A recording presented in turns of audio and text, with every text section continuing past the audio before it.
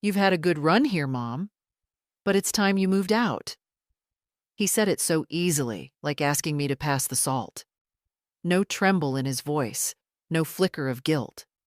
Just a fact, delivered with the calm detachment of someone discussing a weather forecast.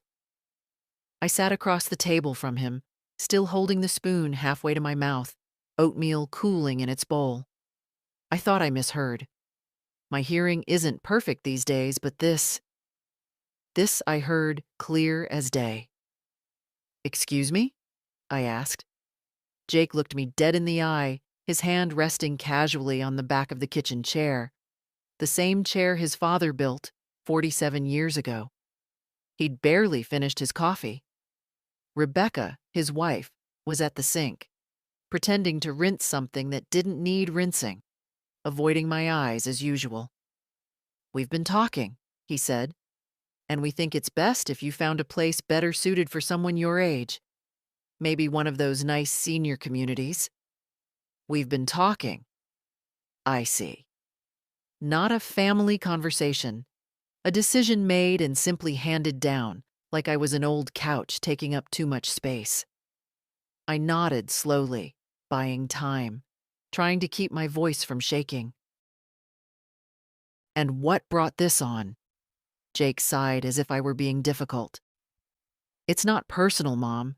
It's just this house, it's not really working for us anymore. We're thinking of redoing it, expanding, maybe turning it into a home office/rental space. We need flexibility, you know?" I looked around the kitchen. My kitchen. The same ceramic rooster on the shelf, the same yellow paint I chose with my husband. This wasn't just a house. This was my life stitched into wood and walls. I raised Jake here. Buried his father from this house. I painted these baseboards with my fingers when I couldn't find a proper brush. Rebecca chimed in, finally turning around. "And we're saying this with love, Helen. We just want what's best for everyone. You included. Everyone, not me. Everyone else." "I see," I said, folding my napkins slowly. "So you've made up your minds." Jake nodded, relieved that I wasn't putting up a fight. "We'll help you look, of course. Maybe even cover the first few months if it's tight. But it's time. You've been here long enough. Long enough." That night, I sat in the living room long after they'd gone upstairs. My chair faced the fireplace, the same one that hadn't worked properly in years. Jake always said he'd fix it, but never got around to it. I didn't light a fire, just sat there with a blanket over my knees, staring at the shadows on the wall. 47 years. I remembered the day we poured the foundation. Tom and I, barely 30, him with a sunburn, and me with blisters from laying tile. We'd built this house board by board, paycheck by paycheck. No contractors, just neighbors, some beer, and a lot of stubbornness. And now I was being asked to step out like I was holding up progress. But I wasn't angry. Not yet. Anger takes energy, and I hadn't decided yet how I felt. What I did feel, however, was something heavier. A kind of settling in the chest. Like dust on a photograph no one looks at anymore. They think I'll just go quietly, find a soft little room somewhere with cable TV and crafts on Tuesdays. They think I'll slip away and not disturb their plans. Maybe that's what they're used to. Me making things easier. I stood up slowly, joints stiff from the cold. Walked to the hallway and turned off the light. Passed the door to Jake and Rebecca's room without stopping, their muffled laughter behind closed doors. I went into my room, my sanctuary, and sat on the edge of the bed. They'd given me no timeline, but I knew it would come soon.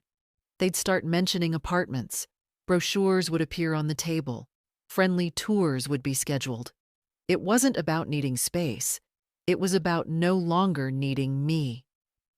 I leaned over, opened the nightstand drawer, and pulled out the little black book where Tom and I used to keep household expenses. The pages were yellowing, but I still used it. Not for budgeting anymore, but out of habit. There were notes in Tom's handwriting, receipts tucked between pages, and between 2 pages, folded neatly, the original deed to the house. My name, his name, paid off in full 22 years ago. The house was mine.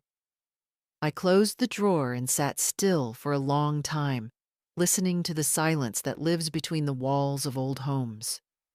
The thing is, they forgot who they were dealing with. They forgot I built this place with my bare hands and buried my husband with the grace of a woman who does not bend to storms. They forgot I'm not done yet. The first time I saw this land, it was nothing but weeds, rocks, and promise. Tom stood beside me with a folded newspaper in hand and mud on his boots. "It's not much," he said, "but it's ours if we want it." It was 1974. We had $2,000 in savings, 1 rusty pickup, and hearts bigger than our bank account. We signed the papers under a shade tree, using the hood of the truck as our table. That afternoon, we marked the corners of the house with twine and hope. That's what this house was built on. Hope, and a kind of stubborn love that doesn't show up in movies. Tom was no architect, and I was no builder, but between his hands and my will, we made it stand. I mixed concrete with a shovel and poured it barefoot. We borrowed tools, bartered favors, and worked after hours under porch lights. Jake was born 2 years later. His first crib sat in the unfinished hallway. He used to fall asleep to the sound of hammering and wake to the smell of sawdust and cinnamon toast. He doesn't remember any of that. Or maybe he does, and it's just easier not to. The swing in the backyard? I hung that with a torn rope from Tom's fishing shed and an old tire we pulled out of the ditch. The peach tree? Planted the day Jake turned 5. It still blooms, though the fruit's gone bitter.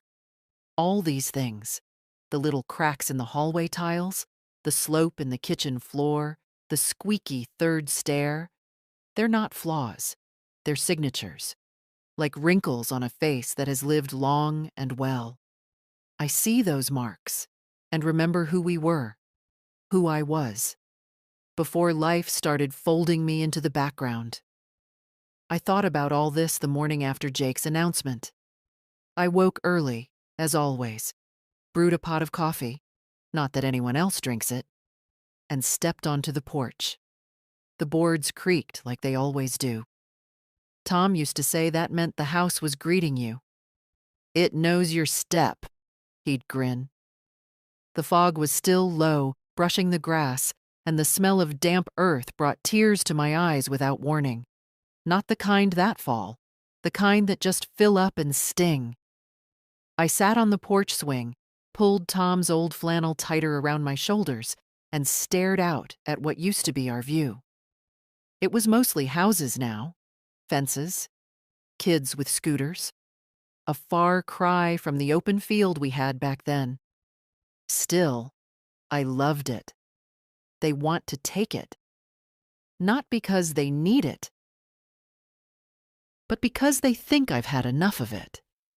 I watched the light come up slow, washing the roof lines in soft gold, and I knew what I had to do. I wasn't going to let them sell it from under me, and I certainly wasn't going to pack my things and leave like a guest who'd overstayed her welcome. No. If I was leaving, it would be on my terms. And the house? It wasn't going to them. Not anymore.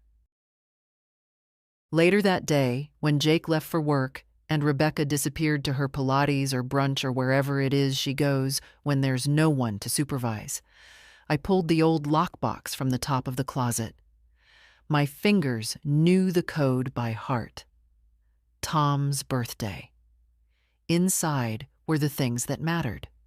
The deed, the will, the insurance documents, and the savings account we'd never touched except for emergencies. I smiled at that. They didn't even know it existed. I opened the drawer beneath it and pulled out my address book. Not the one on the phone, the real one. Pages worn soft from decades of hands. I flipped through it until I found the name. Charlotte Monroe. Realty. Charlotte was an old church friend, a woman who'd lost her husband around the same time I lost Tom. We hadn't spoken in a while, but she always sent Christmas cards, and she'd made a name for herself selling homes in town. I dialed her number. She picked up on the third ring. "Charlotte, it's Helen Mayfield." "Helen, Lord, I haven't heard your voice in years." I smiled, though my heart was pounding. "I need your help." Quietly. There was a pause on the other end, but not the bad kind. The kind that says someone's listening with both ears. "I'm here," she said. "What do you need?" "I want to sell my house." "Helen," her voice softened. "Are you sure?" "As sure as I've ever been." "And Jake?" I hesitated. "He doesn't need to know, not yet." Charlotte didn't ask why. She didn't need to. "All right," she said. "Then let's get started." By the time we hung up, we had a plan. No open houses, no signs in the yard, everything by appointment only, and only with buyers ready to move fast. Charlotte would send a photographer who understood discretion. She knew people, widowed professors, traveling nurses, quiet types who didn't need everything to be shiny and new. The right kind of people. I hung up the phone and looked around the living room. The couch was lopsided. The rug was faded. The whole place smelled like lemon polish and old books. It wasn't perfect, but it was mine. There's a drawer in the hallway I haven't opened in years.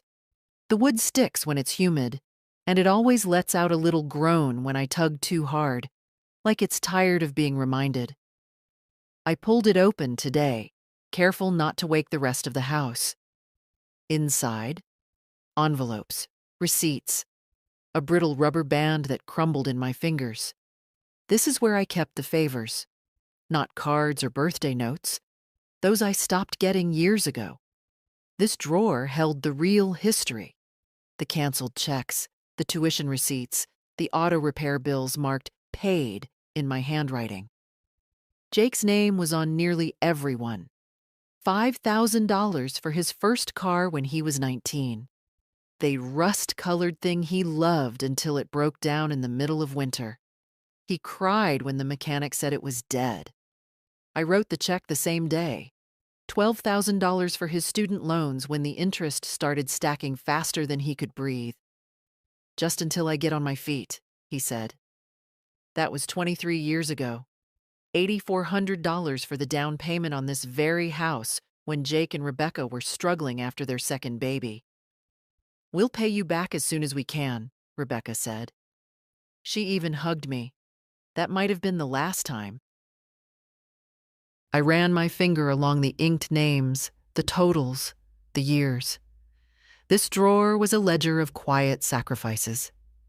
Every dollar was meant to say, "I believe in you," even when they never said thank you. Somewhere along the way, helping turned into expecting.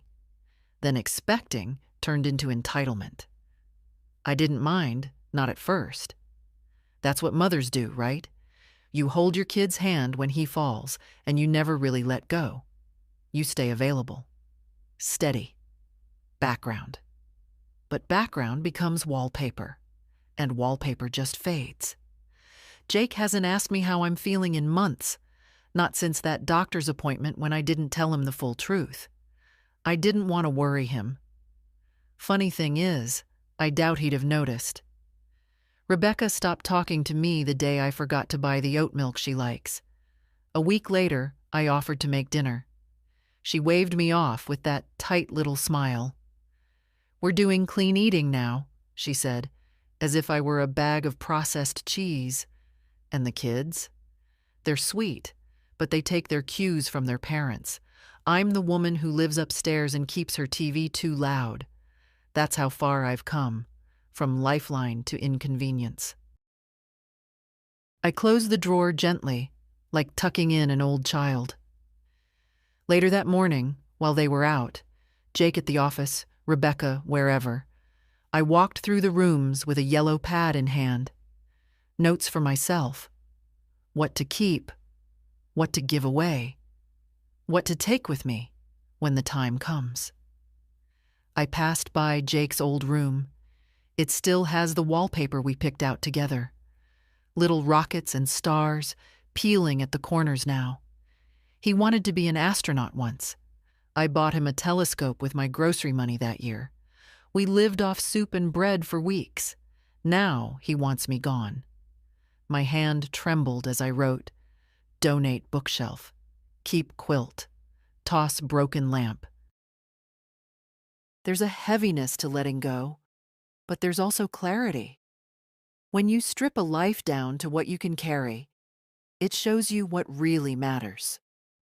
I sat on the edge of the bed and looked around. It wasn't sadness I felt. Not really. It was something quieter, like waking up from a long nap and remembering who you are. I remembered the way Tom used to look at me when I figured something out before he did. Sharp as a tack, he'd grin. Never underestimate my wife. He'd laugh, wrap his arms around me and say, she built this family with her bare hands.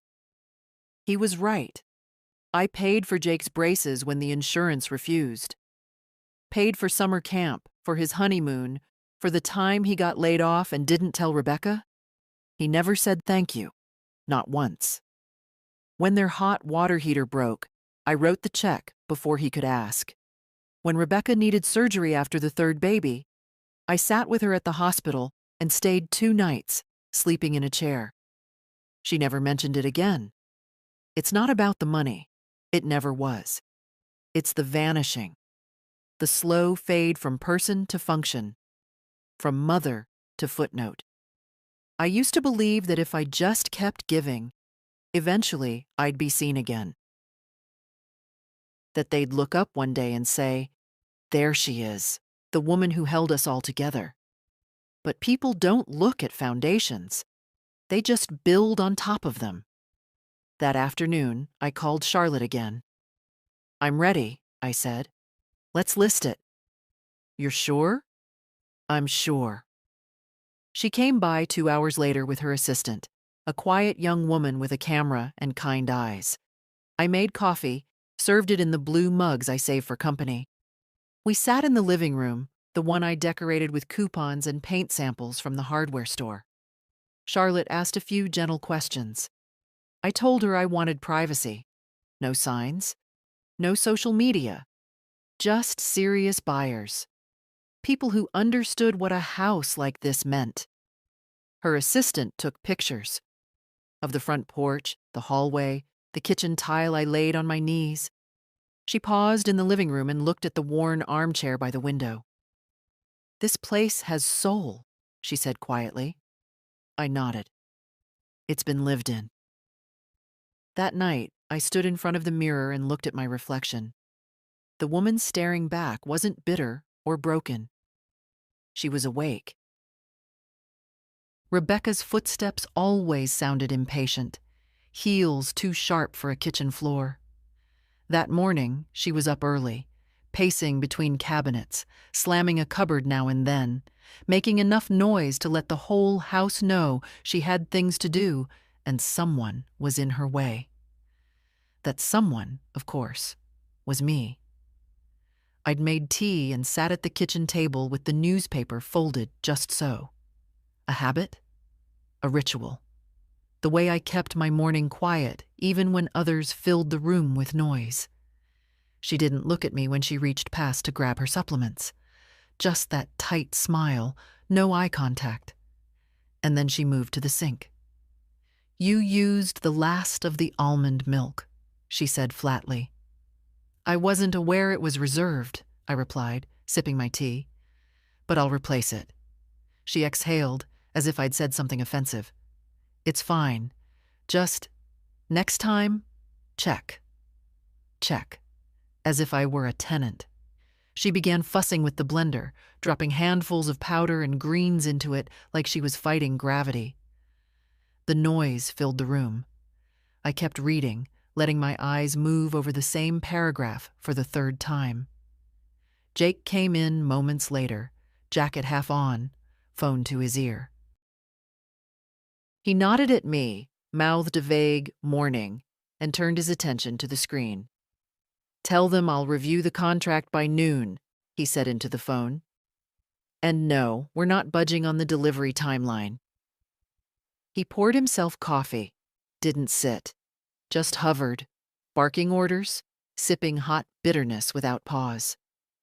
Rebecca turned off the blender with a dramatic flourish.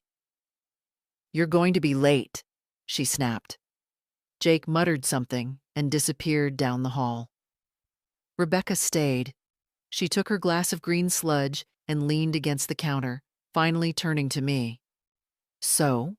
she said, in that voice that pretends to be casual but is anything but. "Have you given any thought to what Jake mentioned?" I set down the paper. "You mean the part where I'm asked to leave my own home?" She blinked, then laughed nervously. "It's not like that." "No?" She crossed her arms. "We just think it's time for something more suitable. For you. I mean, this house is big. There are stairs. The plumbing's old. And honestly, you'd have more freedom somewhere designed for old people." "I didn't say that." "No, but you meant it." She didn't respond, just sipped her drink and looked away. I waited. Let the silence settle like dust on the countertop. I've found it unnerves people more than words. Rebecca, never one to tolerate stillness, pressed on. "There's a place in Brookstone Heights. Lovely campus, lots of programs, and they do housekeeping. You'd be able to just relax." Relax.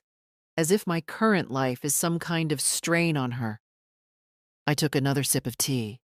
"You've been doing research. We care about your well-being." "No. You care about the space." She stiffened. "That's not fair. Neither is pushing someone out because they don't fit the aesthetic anymore." Rebecca rolled her eyes. A tick, I've come to expect. "You're making this difficult." "I haven't done anything." "Exactly." She placed her glass in the sink and walked toward the hallway, muttering, "We're just trying to make this work. Don't be so dramatic." Dramatic. "I've cleaned your children's vomit off this floor at 2 a.m, I wanted to say. "I've baked birthday cakes you forgot to order. I've paid the vet bill when your dog swallowed that Lego. But yes, I'm dramatic, because I'd like not to be evicted from the home I built."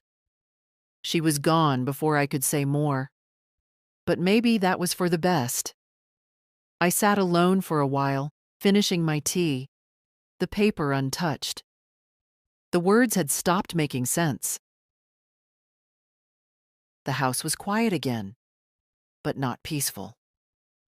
When I finally stood, I didn't go upstairs. I walked outside instead. The sun was low, and the air smelled like morning grass. I stood at the edge of the yard, looking at the flower bed I once tended every Saturday. It's half weeds now. Rebecca said they were going to redo the garden. Of course they were. I walked back in and climbed the stairs slowly. Not because I had to, my knees are still good, but because I wanted to feel every step. This house, every creak and groan, still speaks to me. It tells me where Tom spilled paint, where Jake scraped his elbow trying to slide down the banister, where I sat for hours after getting the call about my sister's cancer. This house has held my whole life, and now I am being held at arm's length within it. I closed the door to my room and sat on the bed. They think they're doing me a kindness by giving me time, but I see it clearly now. They've already moved on. They're just waiting for me to catch up and disappear. I didn't sleep much that night. Not because of pain, though my joints had their usual protest, but because of silence. A silence that crept under the door, seeped into my thoughts, and made a home in the hollows of my chest. Funny, isn't it? You can live in the same place for decades and suddenly feel like a guest. The walls shift. The air thickens. Even the floorboards stop recognizing your step. By 5 a.m., I gave up pretending to rest. I slipped out of bed and wrapped Tom's old sweater around my shoulders, the green one with the worn elbows. Still smelled faintly of cedar. Downstairs, the house was asleep. I didn't bother turning on the lights. I didn't need them. I knew every corner, every creak, every place where the floor dipped just slightly. In the kitchen, I moved slow. Kettle on, mugs out. I sliced half a banana, sprinkled a little cinnamon, poured myself a cup of tea. Rituals. Sometimes rituals are all you have when your place in the world is being edited without your consent. I sat at the kitchen table, the one Tom built when Jake was in kindergarten. It still had the scratch where Jake dropped a wrench. I remember yelling, then laughing, then brushing his hair back and telling him it was just a table. He grinned, gap-toothed and proud. That table outlived the man who built it, outlived the boy who once sat at it with sticky fingers and dreams about spaceships. I ran my fingers across the grain and took a deep breath. They want to tear this all down, strip it, repaint it, stage it for guests. They want to sterilize it, make it Instagram ready, turn my life into a neutral backdrop. They want me gone so they can start again. Well, let them start again, but not with my house. I reached into the drawer by the fridge and pulled out my small notebook, the one I used for grocery lists and reminders. I flipped to a blank page and began to write.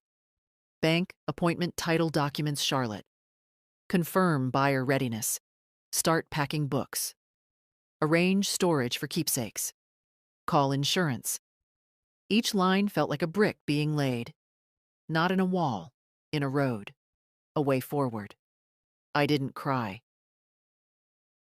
Crying was for another version of me. The one who still waited for things to get better. The one who thought patience earned respect. That version was done. By 6:30, I heard movement upstairs. The thud of feet, the flush of plumbing. Jake's voice, low and clipped, probably already on a work call. Rebecca humming, always humming when she's pleased with herself. I didn't say good morning when they came down. Didn't offer coffee. I simply stepped outside with my tea and closed the door behind me. The air was still. The kind of morning that makes everything feel paused, like the world is taking a breath before something shifts. I walked out to the garden. The roses were long gone, but the earth still held the shape of them. I knelt, pressed a hand to the soil. Cool, damp, waiting. It occurred to me then that I wasn't just leaving a house. I was burying a version of myself. The mother who quietly endured, the helper, the giver who never asked for anything in return, the placeholder for other people's comfort. That woman had done her job. Now it was time for someone else to emerge. Back inside, I found the small lockbox and placed it on the table. I flipped the code open, 1967, the year we moved in. Inside, everything sat in neat stacks, untouched but ready. Deed, will, investment portfolio, Tom's discharge papers from the Navy, the original floor plan of the house, sketched by hand. I laid it all out carefully. Then I took the phone and called Charlotte. Still early, she answered, voice groggy but kind. I'm ready, I said. You sure? I'm more sure than I've been in a long time. There was a pause. All right, she said. Then let's get to work. After the call, I pulled out a second notebook, a red one with a cracked spine. I hadn't used it in years. It was where I kept thoughts that didn't fit anywhere else. I turned to a clean page and wrote, "They think this house belongs to them now, that I'm just a footnote, a gentle removal, but they've forgotten something important. I was here before them. I built this from dirt and debt and scraped knuckles, and I will decide how it ends." Charlotte arrived at exactly 10 a.m., punctual as always. She parked across the street, careful not to draw attention, and walked up the driveway like a neighbor dropping by for coffee. She hadn't changed much, still had that brisk walk, the tidy gray bob, the habit of smoothing the front of her blazer before every conversation. Only her eyes had softened with age. Not duller, just quieter. The kind that had seen enough to know when not to ask too many questions. I opened the door before she could knock. "Morning," I said. She gave me a look, a knowing one, and held up a brown leather folder. "Let's do this properly." We sat at the kitchen table. Rebecca had taken the car for her Pilates class. Jake was in the den with his noise-canceling headphones on, shouting into Zoom meetings. The house had space to talk, as long as you stayed beneath the volume of their lives. Charlotte spread out the documents. Preliminary valuation, disclosures, agency agreement. Her assistant wasn't with her this time. "Discretion," Charlotte said. "She's young and sweet, but doesn't understand the meaning of the word yet." I chuckled. Good instinct. We went through everything, line by line. "The current market was strong," she said. "The neighborhood, despite its gentrification, still carried weight. The house, though dated, had character. Buyers loved character these days." "What kind of buyer are you thinking?" she asked. "Someone who needs a home," I said simply. "Not a status symbol." She nodded, made a note. "No flippers then. No flippers, no developers, no people with clipboards who talk about knocking out walls before they've even walked through the front door." She smiled. "Understood." We talked timelines.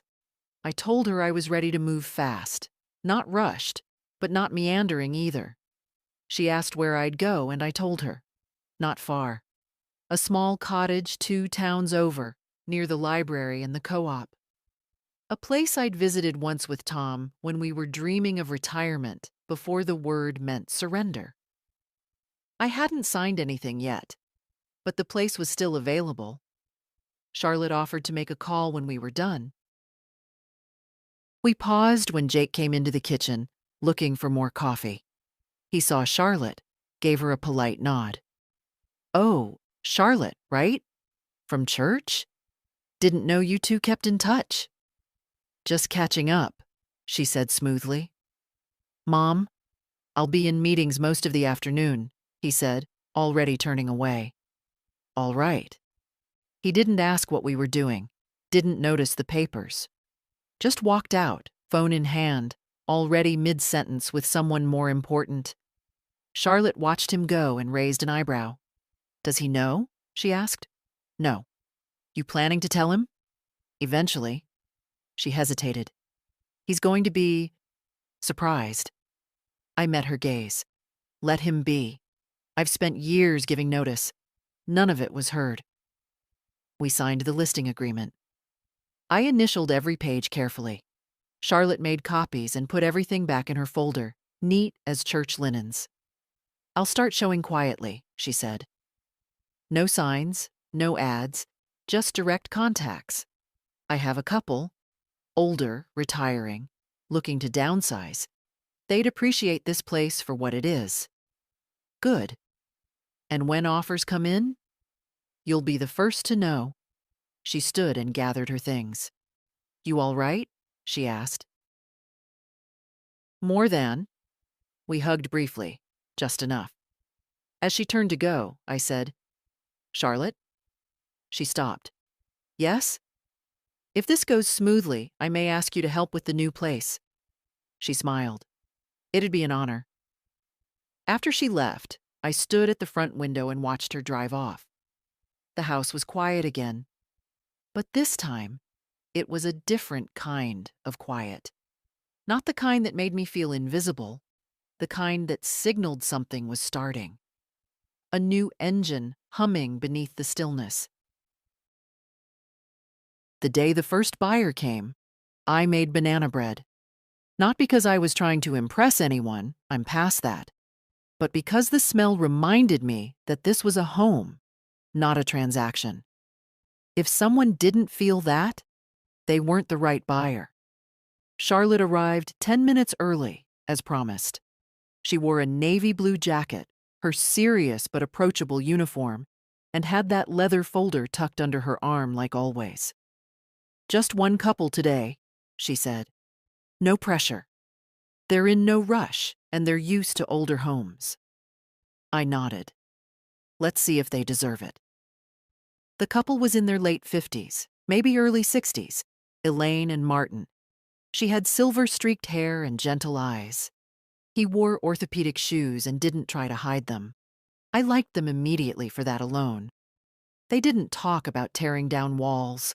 They asked about sun exposure, drafty corners, whether the porch got morning light. Elaine ran her hand slowly along the stair railing, not to check for dust, but because she could tell it had been touched by years of hands. Martin lingered in the garden, asked if the peach tree still bore fruit. I told him it did, but it wasn't sweet anymore. They rarely are after a certain age, he said, but they still bloom.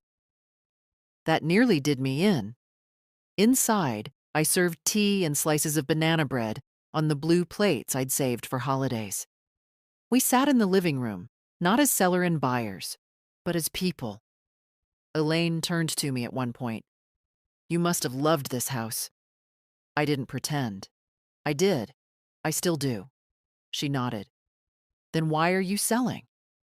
That question would have unraveled me a month ago, not now. Because it's mine, I said. And I'd like it to go to someone who understands that. They didn't press, didn't poke for the family drama hiding under the rugs, just nodded with the quiet respect of people who had stories of their own. After they left, Charlotte turned to me with a small smile. They want to make an offer. Full asking. I raised an eyebrow. Already? They said the house felt like it had been waiting for them. I didn't say anything, just stared at the wall where Tom's photo used to hang. The nail was still there. I hadn't taken it down yet. Let's hold a day or two, I said finally. Make sure it's the right one. Charlotte nodded. Of course. But I already knew. I'd known since Elaine ran her hand along the stair rail. Over the next few days, Charlotte fielded 2 more inquiries, both from younger buyers. One wanted to flip it. The other wanted to gut it and install floor-to-ceiling glass. No, I said. She didn't argue. Meanwhile, I started sorting. I didn't tell Jake. Not yet. He and Rebecca were too busy ordering furniture for the remodel I wasn't supposed to know about. They'd assumed I'd leave quietly, that I'd accept a leaflet, nod through a tour of pastel-painted senior units, and vanish with a thank you basket and a prepaid Uber. They didn't know I was orchestrating something else entirely. Charlotte called the following Monday. They're ready to formalize the offer. They've waived inspections. I smiled. They really want it.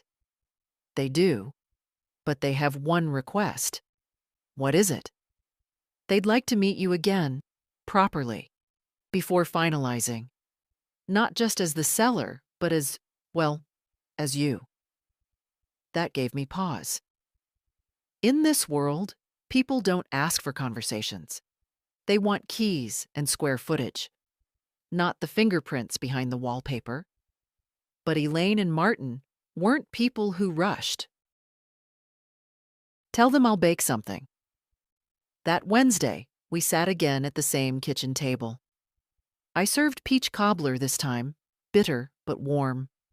The kind that needed vanilla ice cream to balance it, though I didn't have any left. They didn't mind. They brought their own. Elaine took a long look around after dessert. "We'll take care of it," she said softly. "The garden, the porch, even the creaky stair. We won't strip it down." Martin nodded. "We're not trying to change it. We just want to live in it." I believed them. That evening, after they left, I sat with Charlotte by the window. "I want 2 conditions in the agreement," I said. She raised an eyebrow. "First, they can't start any major demolition for a year. No walls, no floors, no gutting. Just living." She nodded, scribbling notes.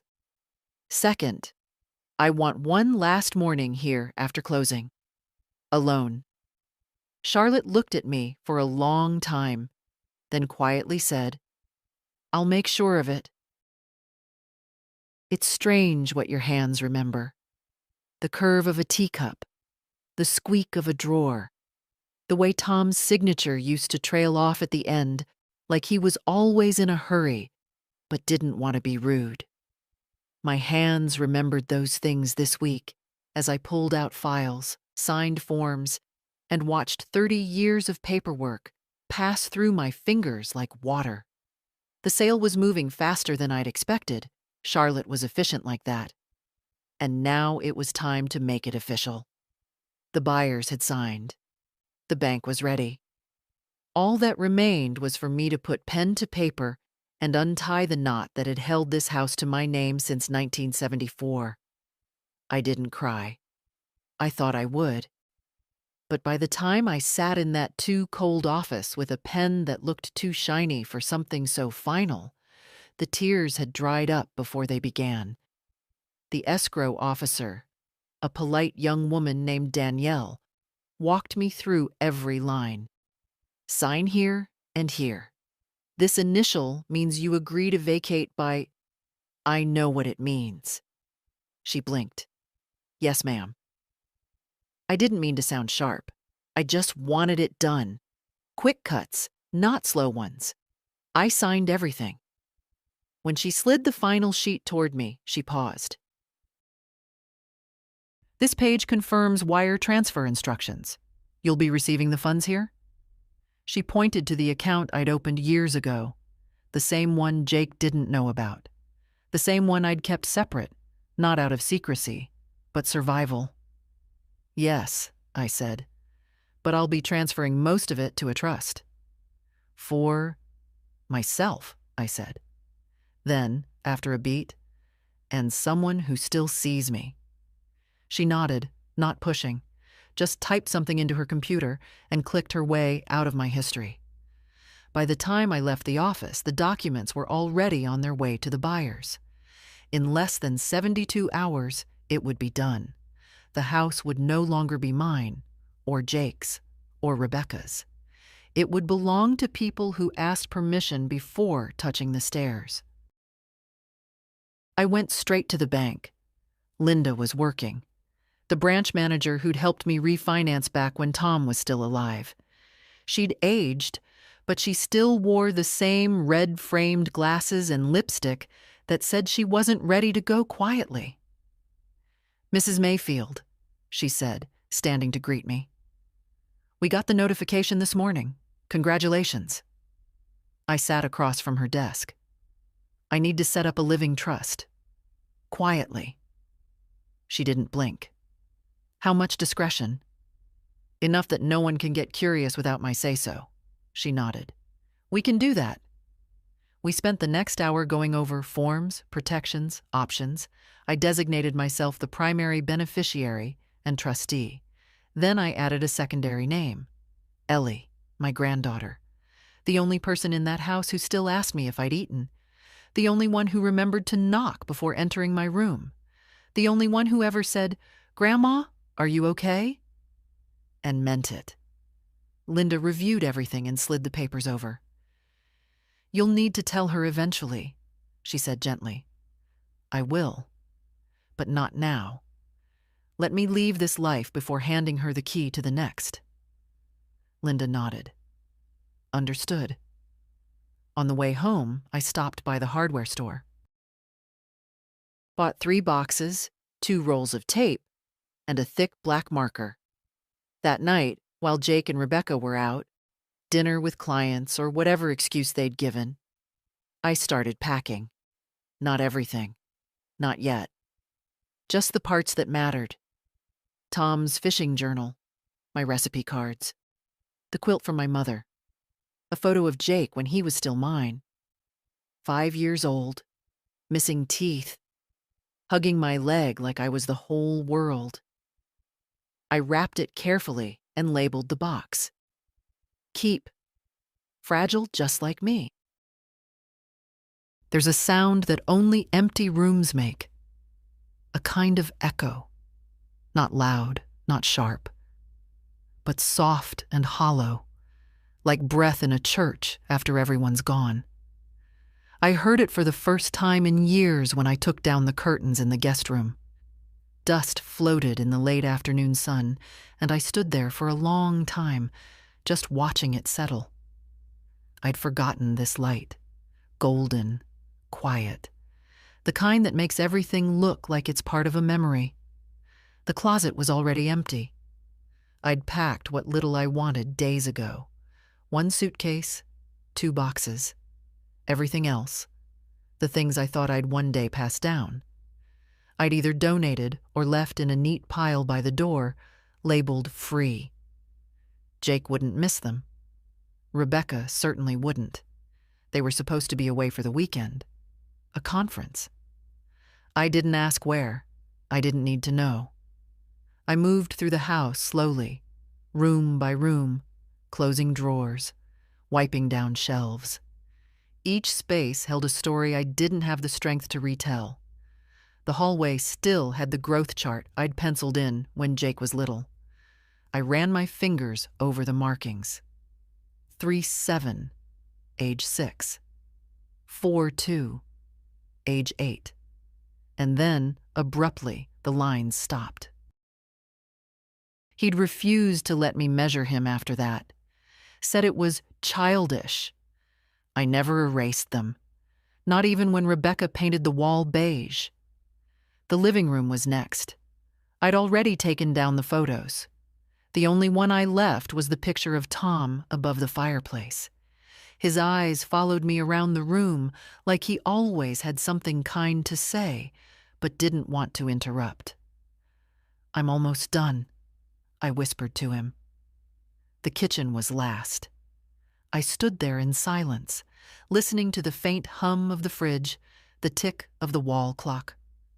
I wiped down the counters, straightened the chairs, and finally, turned to the table. I placed a single envelope on it. Jake's name written in ink, my handwriting still steady. Inside, just 2 things: the contact information for Charlotte and a copy of the sale agreement. Already signed, already filed, already funded. I didn't leave a note. I didn't owe him an explanation. Not after the years of silent dismissal, the slow push out the door disguised as kindness. Let him read the paperwork. Let him feel, for once, what it means to be excluded. I picked up my bags and walked to the front door. My taxi was waiting at the curb, engine low, driver leaning against the hood with a bored look. I took one last look around. The house felt smaller now, not just empty, complete, like a book with its final page written. I stepped outside and closed the door behind me, locking it one last time. The keys, all 3, I slid through the mail slot. Let them find them that way. As the taxi pulled away, I didn't look back. Not once. Some things deserve your eyes. Others don't. The taxi dropped me off at a small inn just off Route 18. Nothing fancy. 2 stories, a cracked parking lot, and a front desk run by a woman who didn't ask questions. That's what I needed. A place to be invisible for 2 days while everything shifted behind me. I checked in under my maiden name. Old habit.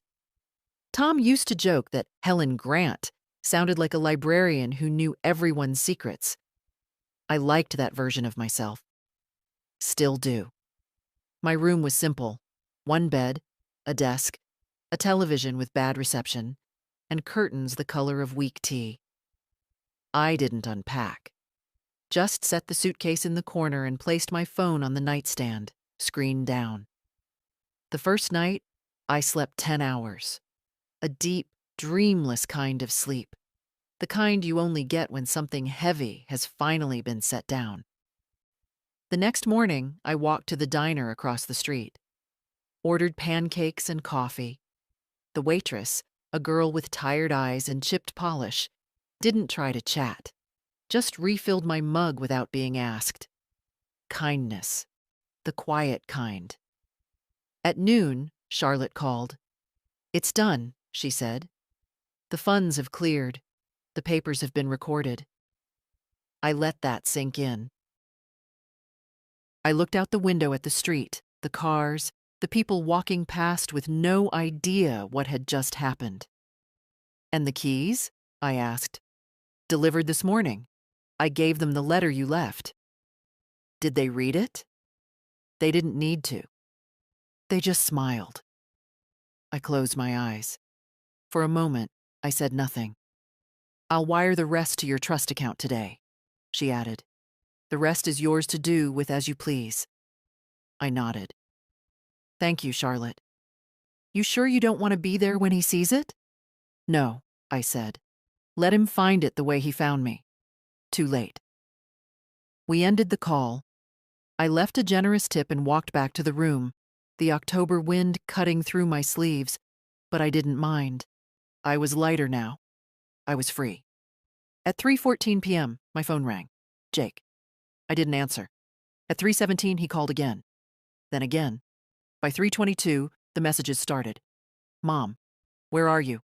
Why is there a sold sign in front of the house? What is going on? Call me now." Then Rebecca. "Is this a joke? Tell me this is a joke.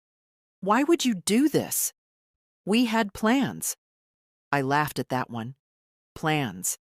I spent 30 years fitting myself around their plans, around their needs, their moods, their calendars. I was the background music to their lives, expected to play on cue, but never too loudly. Well, the music had stopped. At 4:06 p.m., Jake sent the longest message yet. "Mom, I don't understand. Why would you sell the house without telling us? We were going to renovate, make it nice again. You could have lived there with us. We were trying to help you. You've put us in a really difficult position. The kids are confused. Rebecca is furious. Please call me. We need to fix this." I read it twice. Not once did he ask if I was okay. Not once did he say, "I'm sorry." Only, "You've put us in a difficult position. No, son, you did that all by yourself." That evening, I poured myself a glass of wine from a bottle I'd bought in 1998 and never opened. I'd packed it in the suitcase, knowing it would come in handy. I sipped it slowly, watching the sun disappear behind the old gas station across the street. It didn't matter that the view wasn't perfect. It was mine. I was no longer waiting for someone to notice I was unhappy. I'd taken my unhappiness and turned it into movement, into action, into boundaries they never thought I'd draw. At 7 p.m., I turned off my phone. Not because I was angry, because I was done. I returned on a Tuesday. The new place wasn't ready just yet, but I didn't need long, just one morning, as I'd requested, to say goodbye on my own terms. Elaine and Martin had graciously agreed, through Charlotte, to leave the door unlocked until noon. I arrived just after dawn, walking up the front path like a guest in my own story. The garden was still there, ragged but patient, the peach tree standing bare but unbothered. The light over the porch flickered slightly. A bulb I'd meant to change for years. Inside, the air had shifted. Not cold, just different. The furniture was gone. The echoes were back. I stood in the doorway for a long moment, letting the quiet wrap around me. I didn't know he'd be there. Jake. He sat in the living room, my living room, on the floor, legs bent awkwardly, arms resting on his knees like a boy in trouble. He looked up when I stepped in. His face was pale, drawn in that particular way men get when they haven't slept and still want to pretend they're in control. Mom. I didn't answer. He stood too quickly, as if realizing how small he looked from the floor. You sold it, he said. Without telling us. It wasn't yours to know. He opened his mouth, closed it, tried again. You could have said something, given us a chance to what? Convince me to stay quiet a little longer? Pack boxes with a smile? We could have worked something out. No, I said. You would have worked me out, like an equation. One more obstacle between your ambition and your perfect floors. He looked wounded. That stung. Not because I pitied him, but because I'd raised a man who still didn't understand the weight of dismissal. Do you have any idea how this feels? He said, stepping closer. To come home and find everything gone? I stared at him. I do. He froze. I let the words hang there, still and sharp. I know what it's like to walk into a room that was once mine and feel like a stranger, I continued. To be told, gently but clearly, that I don't belong anymore. That's not what we meant, he said quickly. Things were tight. We were trying to make it work. Work for who? He didn't answer. I raised you in this house, I said. I kept it running with coupons and overtime and things your father never saw. I stayed up nights sewing costumes, driving you to practice, warming soup while you sulked. And then, when it was your turn to offer space, you offered an exit. Jake's shoulders dropped. His eyes looked damp, but he didn't let the tears fall. Not yet. Pride's a stubborn thing. You blindsided us, he said, softer now. Rebecca's furious. I smiled. Of course she is. He took a deep breath. So what now? You're just gone? You just leave and what, start over? I start again, I corrected. Not over. I bring with me everything that matters. But this house? This place that once held love and turned cold? I'm not dragging that with me. Silence again. He looked away. Looked at the window, the ceiling, anywhere but me. I never meant to hurt you, he said. You didn't mean anything, I replied. And that's the problem. He flinched like I'd struck him. I walked past him, slow and deliberate, and stepped into the kitchen one last time. I ran my hand over the counter. I could still feel the heat from pies, the stickiness of spilled juice, the weight of elbows leaning during long talks. The table was gone, but the indentations in the floor remained. Jake stayed in the doorway, watching me. I don't know what to say, he said. Then don't say anything. He blinked. Just remember, I added, turning to face him. I left with grace. You gave me no choice. But I took mine. I stepped past him without waiting for a reply. Out the door, down the path. He didn't follow, and I didn't turn around. When I left the house that day, I thought that would be it, that the chapter was closed and I could walk away without the echo following me.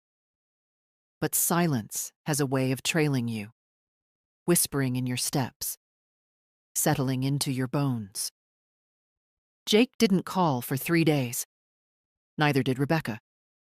I expected anger, maybe guilt, but the quiet was heavier than either. I didn't check my phone often. I didn't need to. I knew what he was thinking, that silence would punish me, the way people go cold when they've lost control. I spent those first few days in a furnished rental, small but clean, the kind of place made for transitions, not lived in, just borrowed. A kettle, a bed, a lamp that flickered if you touched the cord too hard, peaceful in its emptiness. For the first time in years, I could hear my own thoughts without someone sighing in the next room. I thought about the day Tom and I brought Jake home from the hospital, how we didn't even have a crib. He slept in a drawer lined with blankets. How tiny he was. How his fingers curled around my thumb like it was the only thing keeping him on earth. I wondered when that grip had loosened. On the fourth evening, my phone rang again. Jake. I didn't answer. Then another call. Then a text. Please, I need to talk. I let him wait. Not to be cruel, but because I finally could. When I did pick up, it was morning. The light was soft, kind, the kind of light that forgives wrinkles. Mom, he said, his voice rough. Can we meet? I hesitated. Why? I don't understand. Why didn't you trust me? That startled a small laugh out of me. Trust, I said. Jake, you asked me to move out of my own home. He sighed, like a man who wanted to rewrite a script that had already been performed. It wasn't like that. It was exactly like that. He went quiet. I could hear traffic in the background, the sound of him pacing. Then, softly, I just wanted to make things better. For you, I said. Not for me. Another pause. Then, I came by today. The new owners let me in for a minute. They said you stopped by that morning. I did. It feels different now. It should. He exhaled shakily. It doesn't feel like home. No, I said. Because it isn't. That was the first time he didn't argue. He didn't hang up either. We just sat there, separated by distance and years of misunderstanding. The silence between us thick but alive. Not cruel this time, just honest. Finally, I said, you built your life around having more Jake. More rooms, more plans, more reasons. I spent mine trying to give it all to you. I don't regret that.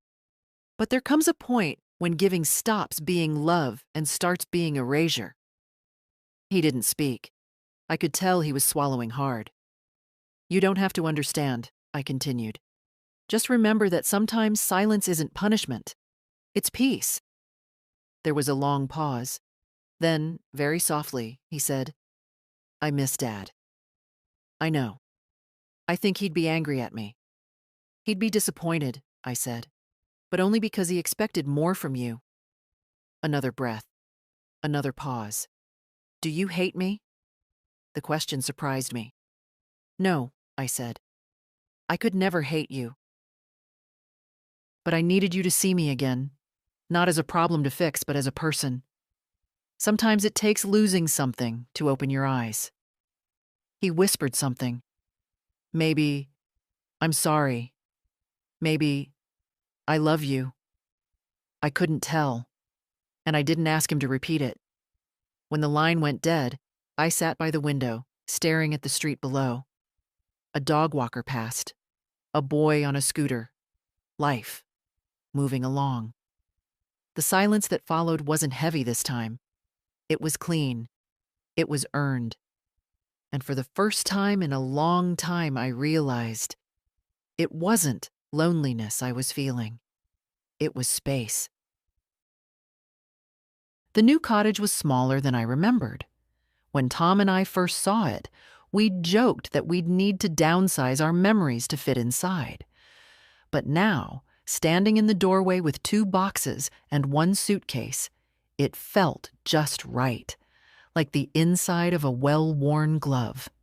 No stairs, no drafty corners, just soft light, quiet walls, and enough room to breathe without apologizing for the air I took up. The landlord was kind, a retired nurse. She handed me the keys with a smile and said, "Take your time settling in. This place needs someone like you." I don't know what she meant, but I chose to believe it was something good. I unpacked slowly, not out of fatigue, but intention. Every object I placed was a declaration. I am still here. Not in the shadows, not as a placeholder. Here, in the center of my own story. The quilt went over the back of the chair. The chipped teacup, the one Jake had painted when he was 5, sat by the sink. Tom's flannel hung on the coat hook. The photograph of me holding newborn Jake stayed in the drawer. Not out of shame, out of privacy. By the end of the first week, the space began to feel like mine. I went to the co-op on Wednesday. The girl at the register smiled without rushing me. On Thursday, I signed up for a reading circle at the library, not because I wanted to talk, but because I wanted to listen. It was strange to build something for myself without asking permission. Strange and beautiful. Jake came by on the 10th day. He called first. I appreciated that. It was the first small thing he got right in a long time. When he arrived, he brought tulips, yellow, like the ones I used to plant along the south wall of the house.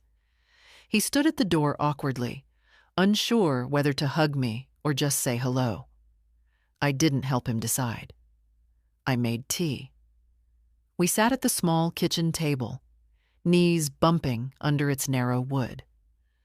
"I wanted to see you," he said. "You're looking." He nodded, embarrassed. "I've been thinking. A lot." I waited. He swallowed. "I didn't know how much space I was taking until you left." "You didn't think of it as space," I said. "You thought of it as inheritance." He didn't deny it. He just looked at his hands. "I thought I was helping," he said. "Offering you comfort, a plan. But I think what I was really doing was clearing the path for myself." "You were." He nodded slowly. "I forgot you were still walking your own." That silenced us both for a while.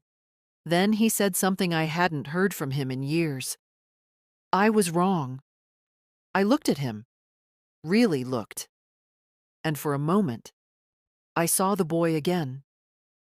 Not the man who made boardroom decisions with his mother's name in the margins, but the boy who used to fall asleep on my chest while I hummed old hymns. "Thank you for saying that," I said. He looked up. "I don't need you to fix it," I added. "I just needed you to see it." He nodded. "I see it now." He stood not long after. I didn't ask him to stay. He didn't ask if he could. At the door, he hesitated. "Ellie misses you." My breath caught, just for a second. "She keeps asking when she can visit." "She can," I said. "Any time." He smiled, real this time, and left with more quiet than he came in. When the door closed, I didn't cry. I just stood there, hands wrapped around a warm cup, letting the silence fill the room like light through linen curtains. Later that evening, I opened the drawer and took out the envelope labeled with her name. Ellie. I'd written a letter weeks ago, folded it neatly with the trust documents. Not for now. For later. A way of telling her, when someone sees you, you don't disappear. You begin. It's easy to think that when you leave a place, it stops being part of you. But it doesn't. It travels with you, not in the furniture or the boxes or the photo albums, but in the weight of how you open a door, in the way your hands reach for a switch that isn't there anymore, in the silence between footsteps, when memory fills the floor with ghosts who never meant harm but stayed too long. I felt it yesterday when I folded laundry in the new cottage. The instinct to sort towels into 3 piles instead of one. One for me, one for Jake and Rebecca, one for the kids when they stayed over. There's no reason to do that now. And still, my hands moved automatically. Old patterns take time to unlearn. That evening, I sat on the small porch with a blanket around my legs, watching the wind toy with the dying hydrangeas by the fence. A neighbor waved on her way home. I didn't know her name, but the gesture was enough. Inside, the radio played soft jazz. I let it hum in the background while I read, not to distract, but to accompany. Loneliness and solitude aren't the same thing, I've come to realize. I'm alone now, yes, but I'm not lost. Jake calls every few days. Short calls, but quieter, less defensive. He asks if I'm eating well, if I need anything. He always says my name now, not just Mom, but Mom, are you sure? And, Mom, I was thinking, as if he finally understands I exist outside his schedule. We don't talk about the house. We don't talk about the sale. That chapter is closed, and he's wise enough not to try and pry it open again. Rebecca hasn't called. I don't expect she will. That's all right. Not every ending needs applause. Ellie did come last weekend. She brought me a drawing she'd made, our old house with the big tree in front, and me standing on the porch with a pie in one hand and a cat at my feet. We never had a cat, but I didn't correct her. I miss your pancakes, she said. You'll get them tomorrow, I promised. We cooked together the next morning, her in one of my aprons, sleeves rolled up like she was about to perform surgery. She cracked the eggs too hard, spilled the milk, and grinned with a gap-toothed smile that made something bloom in my chest. After breakfast, we sat on the floor with a photo album. Is this Daddy? She asked, pointing at a picture of Jake in high school. It is. He used to wear that same flannel every day. She looked amazed. He had hair. We laughed. Then suddenly she turned serious. Why don't you live with us anymore? The question came like a pebble in the quiet, small but rippling. I thought for a moment, then answered as truthfully as I could. Because sometimes when people stop seeing you clearly, you have to walk away so they remember what they're missing. She frowned, thinking. Did it work? I smiled. Ask your dad. That night, after she'd gone back home, I sat with the album still open in my lap. The past no longer felt heavy, just full, like an attic you'd finally organized. Everything still there, but no longer on top of you. I looked at a picture of Tom, standing in the yard with a hammer in his hand, the frame of the house behind him, half-built, full of dreams. We had nothing back then. No blueprint, no safety net. Just love and a mutual agreement to figure it out as we went. That was enough. It still is. There's a rhythm to endings, if you're quiet enough to hear it. It doesn't come with fanfare. It isn't always clean. But it has a weight. A final click in the lock. A drawer that finally closes. A voice inside you saying, "You did it." That was the last page. I heard it this morning as I made tea. The kettle's whistle rising just as the light hit the kitchen tiles. My chair pulled out an inch too far, then tucked back in. The cupboard door, always a little sticky, closing on the first try. A good ending doesn't always look like a triumph. Sometimes it looks like peace. The cottage has settled around me. Not like the old house, which pressed in with memory and expectation. This place exhales. It lets me move without apology. There are no chores waiting to be noticed, no conversations to tiptoe around, just days that belong only to me. And the strange thing is, I didn't even know how much I needed that. Today I went to the post office. The woman behind the counter knew my name. "You've got something from the library," she said, sliding a padded envelope toward me. "New audiobook, I think." It startled me, that kindness. Not because it was rare, but because I was finally still enough to feel it. When I came home, I found a letter in the mailbox. Not a bill, not junk. A letter. Thick envelope, familiar handwriting. Jake. I sat on the porch with my tea and opened it carefully, as if the paper might bruise. Inside, 2 pages. No drama, no groveling, just words. I'd waited a long time to hear. "Mom, I've been talking to Ellie. She told me what you said, that when people stop seeing you, you have to walk away. I've been thinking about that a lot, and I want to tell you. I'm starting to see you again. Not just as my mother, but as a person. I don't know how to make up for the years I didn't, but I'm trying. Ellie says you made pancakes better than anyone else. Maybe sometime you'll let me come too. Love, Jake." I held the letter in my lap for a long time. Not because I didn't know how to respond, but because I didn't need to respond right away. Some things deserve to sit still, to breathe, to be felt fully before they're answered. Later that afternoon, I pulled out the second envelope, the one with Ellie's name on it. I had written it weeks ago, folded carefully around the trust documents, sealed with the quiet intention of legacy. Not wealth, not property, just truth. I took a pen and added a final note at the bottom. P.S. If they ever make you feel small, remember this. You come from a woman who sold her house while they were at work, not out of spite, out of clarity. You don't owe anyone your silence, not when your voice has something to say.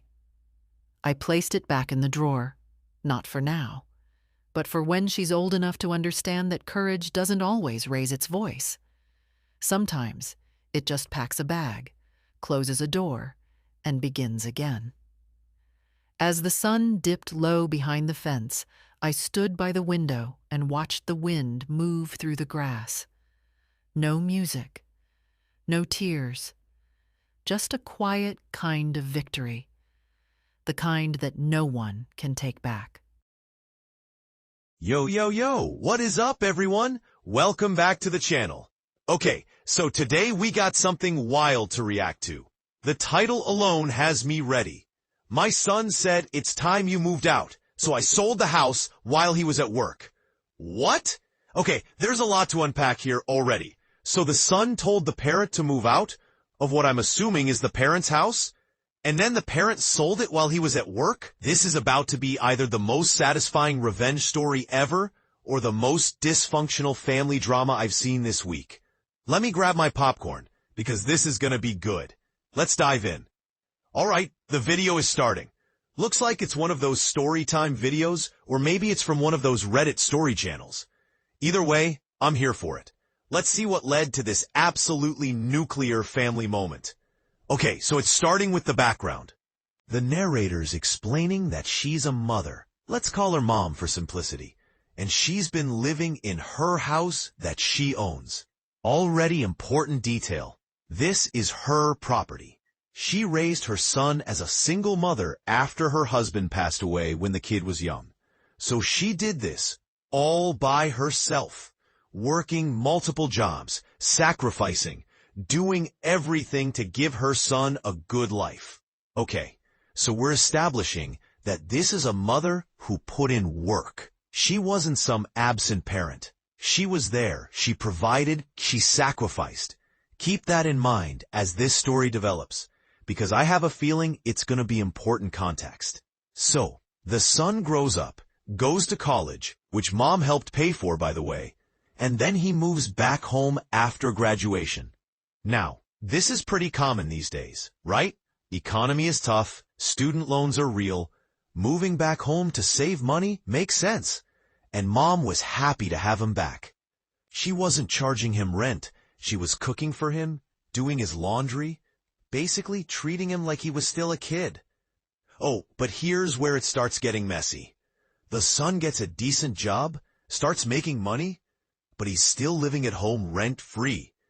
And instead of saving that money or contributing to the household, he's buying expensive stuff for himself. New car, designer clothes, going out all the time. Meanwhile, Mom is still paying all the bills, buying all the groceries, maintaining the house. Okay, I'm already seeing a problem here. And it's not even about the money necessarily. It's about respect and contribution. When you're an adult living in your parents' home, especially rent-free, the bare minimum is to contribute something. Help with bills, buy groceries, do household chores, something. But this dude is just living like he's at a hotel. The narrator's saying this went on for like 3 years. 3 years of him living there rent-free while making good money. And Mom didn't push it because she loves her son, and she was just happy to have him around. But you can hear in her voice that she was getting frustrated.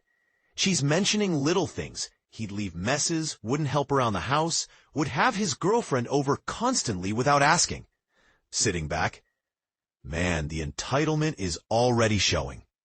And I feel for Mom because she's in this position where she wants to set boundaries, but she also doesn't want to seem like she's kicking out her own kid. That's a tough spot. But this is why boundaries are important from the start, you know? Because now a pattern has been established, and changing it is going to cause conflict. Oh, here we go. So Mom finally has a conversation with him about maybe contributing to the household. Not even asking for full rent, just asking him to help with utilities or groceries or something. And you know what this grown man said? He said that he shouldn't have to pay rent because it's not like you need the money. The house is paid off. Excuse me? The audacity! The house being paid off doesn't mean there aren't still expenses. Property taxes, insurance, utilities, maintenance, groceries. Plus, it's not even about needing the money. It's about being a contributing adult. It's about respect. It's about not taking advantage of your parents' generosity. But wait, it gets worse. Mom tries to explain this to him. Tries to have a reasonable conversation about expectations and responsibility. And the son gets defensive. He starts talking about how he shouldn't be charged rent in his own home, how she's being greedy, how she's treating him like a tenant instead of her son. See, he's flipping it. He's making her the bad guy for asking for basic respect and contribution. This is manipulation, and unfortunately it worked. Because Mom backed off. She didn't want to fight with her son, didn't want to create tension, so she dropped it. But you can tell it was eating at her. The story continues, and it's just getting worse. The son starts getting more comfortable, more entitled. He's inviting friends over without asking, throwing parties, acting like he owns the place. And when Mom asks him to be more considerate, he brushes her off or gets annoyed with her. Then, and this is where my blood starts boiling, he starts making comments about how the house is old-fashioned and needs updating. How Mom's decorating is embarrassing when his friends come over. How she needs to modernize the place. Yo, the disrespect. This is her house, that she paid for, that she's maintained. And he's got the nerve to criticize her style? To make her feel bad about her space? Nah, man. Nah. But Mom, being the patient woman she is, just takes it. She's hurt, but she doesn't want to make waves. She's hoping that maybe he'll grow up, maybe he'll start showing more appreciation, maybe things will get better. But they don't. They get worse. Now we're getting to the moment that made Mom snap. Are you ready for this? So Mom's birthday is coming up. She's turning 60. Big milestone, right? And she's hoping maybe her son will do something nice, take her to dinner, acknowledge the day. But her birthday comes and nothing. He didn't even say happy birthday, didn't get her a card, didn't make breakfast, nothing. He just left for work like it was a regular day. Hand over mouth. But then, and this is where I cannot believe the audacity, He comes home that evening and tells Mom that his girlfriend is moving in. Not asking, telling. And when Mom says she's not comfortable with that she'd like to be consulted about who lives in her house, you know what this man says? He says, "Actually, Mom, I've been meaning to talk to you about that. I think it's time you moved out. Me and my girlfriend need our space, and you're kind of in the way. Maybe you could get an apartment or something." Silence. Explosion. What? I need to replay that because I must have heard it wrong. This grown man, living rent-free in his mother's house, just told his mother to move out so he and his girlfriend can have space? I can't. I need a minute. Takes a drink of water. Okay, let me compose myself. So obviously, Mom is in shock. She's hurt, she's angry, she's in disbelief. Her own son just told her to move out of her own house on her birthday. Well, technically the day of her birthday. And apparently, the son is dead serious. He's talking about how the house is technically going to be his one day anyway, so why not just make it official now? He's talking about how she could downsize to a small apartment, how she doesn't need all this space, how it would be better for everyone. Shaking head in disbelief. The entitlement is off the charts. This man really thinks his mother should give up her home, the home she worked her entire life for, so he can play house with his girlfriend. I cannot. So Mom, in this moment, has a realization. She's been bending over backwards for her son his entire life. She sacrificed everything to give him opportunities. And this is how he repays her? By treating her like she's an inconvenience in her own home? And something in her just snaps. Not in a violent way, but in a clarity way. She realizes that she's enabled this behavior. She's allowed him to become this entitled person by never setting firm boundaries. And it's time for that to change. So she tells him, very calmly, "Okay, I'll move out." The son is actually surprised it was that easy. He probably expected her to fight or cry or beg. But no, she just agrees, says she'll start making arrangements, and he's like, "Great," and goes to his room to call his girlfriend with the good news. Leaning forward with a smile. But here's where Mom becomes an absolute legend. The next day, while her son is at work, Mom calls a real estate agent. And not just any agent, one who specializes in quick sales. She tells them she wants to sell the house fast, like as fast as legally possible. Now the housing market in her area is hot. It's a seller's market. Her house is in a good neighborhood, well-maintained, desirable.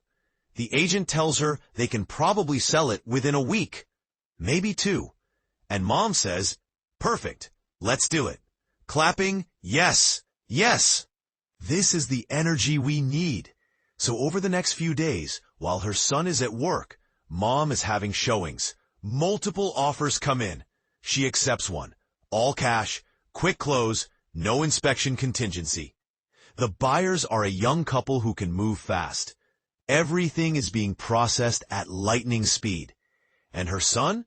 He has no idea. He comes home every day, plays video games, hangs out, completely oblivious to the fact that his mother is selling the house out from under him. He's probably texting his girlfriend about their new place and all the changes they're gonna make. The irony, the poetic justice. I'm living for this. Meanwhile, Mom is also apartment hunting for herself. She finds a nice one-bedroom in a 55-plus community.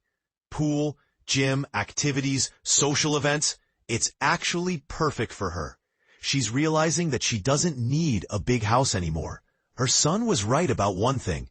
She could downsize. But on her terms, not his. So the sale closes. Like it actually closes. She signs all the papers, gets the check, everything is official. The house belongs to the new owners. And it all happened in like 10 to 12 days. and the son still doesn't know. Oh man, this is about to be good. So it's moving day. Mom has already moved most of her important stuff to a storage unit during the day while son was at work. She's left the furniture because she bought all new stuff for her apartment. She's ready. The new owners are set to take possession that evening, and Mom decides this is when she's gonna tell her son. He comes home from work, normal day, and Mom is sitting in the living room waiting for him. And she says, "Son, we need to talk. You told me to move out, so I am. But here's the thing. I'm not just moving out. I sold the house." Pause for his reaction. The son apparently just stares at her, like his brain is trying to process what she just said. Then he laughs. He thinks she's joking. He says something like, "Good one, Mom, but seriously, when are you looking at apartments?" Episode 4. And Mom says, "I'm not joking. I sold the house. The new owners take possession tonight. You have about 3 hours to pack your things and leave." Eyes wide. The son loses it. He starts yelling, saying she can't do that. That's his house. That's his inheritance. She can't just sell it. This is illegal. He's going to sue. He's calling a lawyer.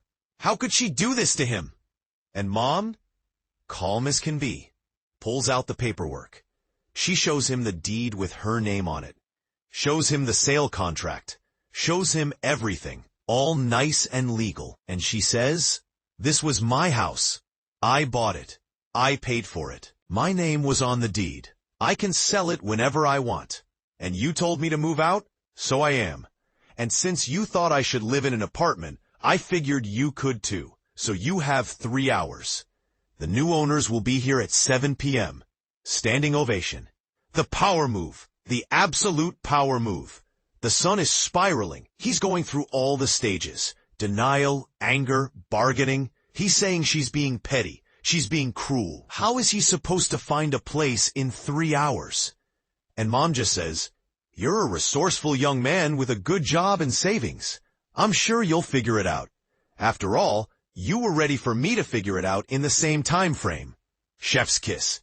The logic. The parallel. She's using his own words against him. He tries guilt-tripping. "How can you do this to your own son?" And she responds, "How could you ask your own mother to leave her home on her birthday?" He tries bringing up his girlfriend. "Where is she supposed to live?" "Mom, that's between you and her. She was never invited to live here in the first place." Every angle he tries, Mom has an answer. She's thought this through. She's prepared. And she's done being a doormat. Sitting down to process. Eventually, reality sets in for the son.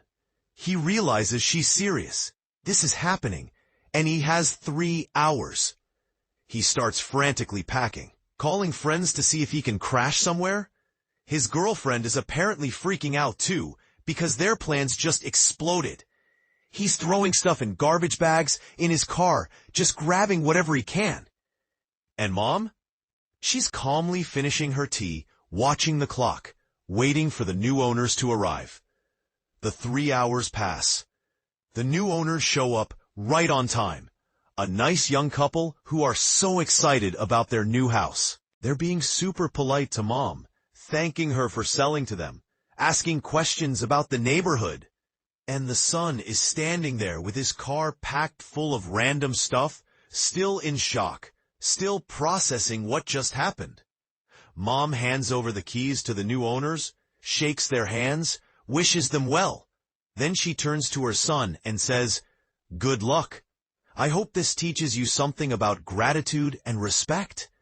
And she leaves. She drives off to her new apartment and doesn't look back. Slow clap building to fast clap.